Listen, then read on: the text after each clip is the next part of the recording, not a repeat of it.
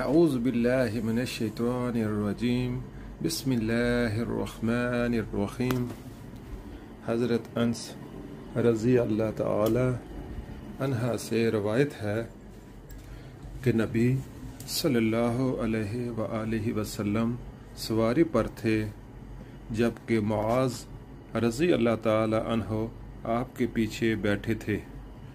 آپ صلی اللہ علیہ وآلہ وسلم نے فرمایا، معاذ، انہوں نے عرض کیا، اللہ کے رسول سعادت مندی کے ساتھ حاضر ہوں۔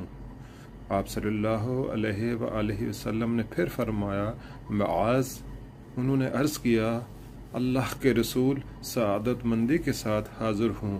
آپ صلی اللہ علیہ وآلہ وسلم نے پھر فرمایا، معاذ، انہوں نے عرض کیا، اللہ کے رسول سعادت مندی کے ساتھ حاضر ہوں۔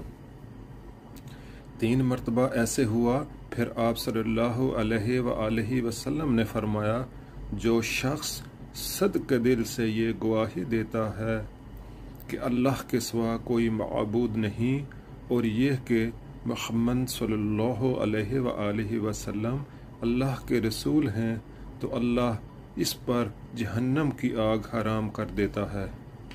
انہوں نے عرض کیا، اللہ کے رسول، کیا میں اس کے متعلق لوگوں کو نہ بتا دوں تاکہ وہ خوش ہو جائیں؟ آپ صلی اللہ علیہ وآلہ وسلم نے فرمایا، تب تو وہ توکل کر لیں گے۔ پھر معاذ نے گناہ سے بچنے کے لیے اپنی موت کے قریب اس کے متعلق بتایا۔